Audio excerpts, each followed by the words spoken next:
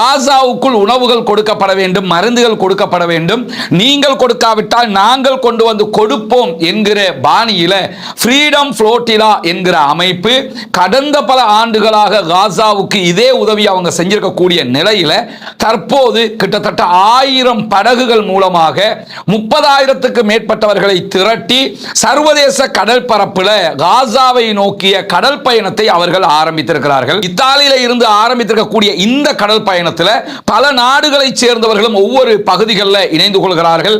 நேற்றைய தினம் மொரோக்கோவை சேர்ந்தவர்கள் இணைந்து கொண்டிருக்கிறார்கள் என்கிற செய்திகள் வெளிவந்திருக்கக்கூடிய சூழல்ல மக்களே, நாம் சுதந்திரம் பெற்று விட்டதாக நீங்கள் அத்தனை பேரும் சந்தோஷப்படுகிறீர்கள்.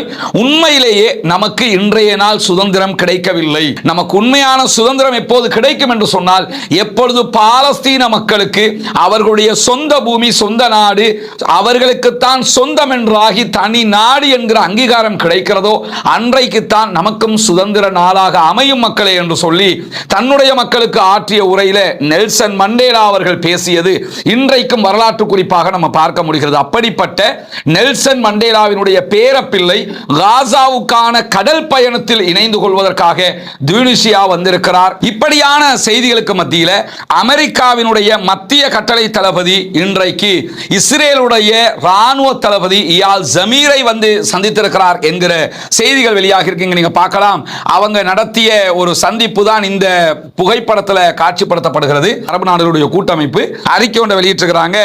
இஸ்ரேல் தன்னுடைய விரோத போக்குகளை இப்படியே தாக்குதல்களை நடத்திக்கிட்டே எதிர்த்து நிற்கிற மனப்பக்குவத்தோட இஸ்ரேல் இருந்துச்சுன்னு சொல்லி சொன்னா இது வந்து மத்திய கிழக்குல அமைதியை தராது அப்படின்னு சொல்லி அந்த அறிக்கையில் எழுதியிருக்கிறாங்க. அது மட்டும் இல்லாம இஸ்ரேல் அரபு நாடுகளுடைய நிலங்களை ஆக்கிரமிக்குது.